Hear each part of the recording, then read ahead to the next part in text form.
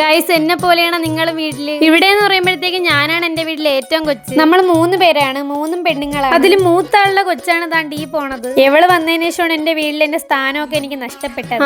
അതൊക്കെ പോട്ടെ. ഇവിടെ എന്ന് പറയുമ്പോഴത്തേക്ക് എന്തിനും ഏതിനും എന്നെയാണ് പറഞ്ഞു വിടുന്നത്. എനിക്ക് ഒട്ടും ഇഷ്ടമല്ലാത്തൊരു കാര്യം. എന്ന് ഞാൻ വീട്ടിൽ ഇരിക്കുന്നു അപ്പോഴൊക്കെ എന്നെ പല ഭാഗത്തായിട്ട് പറഞ്ഞു. കൂടുതലും ഞാൻ പോവാറില്ല. 10 തവണ എന്റെ അടുത്തൊരു കാര്യം പറയുമ്പോഴായിരിക്കും ഞാൻ ഒരു തവണ അത് കേൾക്കും. പണ്ട് തൊട്ടേ ഞാൻ കേൾക്കാൻ തുടങ്ങിയതാണ്. നീയല്ലേ കൊച്ച്, നീ പോയിട്ട് വാ. കൊച്ചൊക്കെ വലുതായപ്പോ മുതുക്ക് കെണ്ടയായി, അതുവരെ മറന്നു. കുറച്ച് സാധനം വല്ലതുവാണെങ്കിൽ വാങ്ങിച്ചോണ്ട് വരാൻ കഴിയും. ഇതങ്ങനെയല്ല, കുറച്ചേ ഉള്ളെന്നും പറഞ്ഞാണ് എന്നെ ഇവിടെ നിന്ന് പറഞ്ഞു. സാധനം വാങ്ങിക്കാൻ വേണ്ടി ഞാൻ കടയിൽ നിൽക്കുമ്പോ കടയിൽ വിളിക്കും. കൊച്ചങ്ങോട്ട് വന്നിട്ടുണ്ടെന്നും പറഞ്ഞ് ലിസ്റ്റ് പറഞ്ഞു കൊടുക്കും. കവറും കൊണ്ടുപോയി ഞാൻ പിന്നെ ചാക്കും ചുമന്നുകൊണ്ടായിരിക്കും വരുന്നത്. ഉച്ചവരെ കിടന്നുറങ്ങി എന്നെ ഫോട്ടോ എടുക്കാനെന്നും പറഞ്ഞു. പിന്നെ അത് എന്റെ ആവശ്യം കൂടെ ആയോണ്ട് ഞാൻ പോയി. വർഷങ്ങൾക്ക് ശേഷമാണ് ഗൈസ് ഞാനൊരു ഫോട്ടോ എടുക്കുന്നത്. എനിക്കാണെങ്കിൽ പല്ലടച്ച് വെച്ചിട്ട് ചിരിക്കാനേ അറിഞ്ഞു. ആ ചേട്ടാ ആദ്യമേ പറഞ്ഞു പാസ്പോർട്ട് സൈസ് ഫോട്ടോ എടുക്കുന്നതിന് പല്ലടച്ച് വെച്ച് തന്നെ ചിരിക്കണം. പിന്നെ ഞാൻ പഴമിഴിങ്ങണക്കൊക്കെ ഇരുന്ന് കൊടുത്തു. ഓരോ കടയിലൊക്കെ പോയിട്ട് വന്നപ്പോ ഫോട്ടോ റെഡിയായി. ആരായത്? സത്യം പറഞ്ഞു എനിക്ക് എന്നെ പേടിയാവുന്നു, അത്രയ്ക്ക് വെളുത്തു പോയി. സാധാരണ ഞാൻ ഇന്ന് ഒറ്റയ്ക്കാണ് പോണത്. ഇന്ന് എന്റെ കൂടെ ലക്ഷ്മി ഉണ്ടായിരുന്നു. പിന്നെ അമ്മ ആദ്യം പൈസ തന്നിട്ട് ഇങ്ങനെ കണക്ക് പറഞ്ഞില്ല, അത് 1 രൂപ എടുക്കാതെ ഇങ്ങനെ തിരിച്ചുകൊണ്ട് തന്നോളണമെന്നാണ് പറഞ്ഞത്. അങ്ങനെ അതേപോലെ കൊണ്ട് കൊടുത്ത്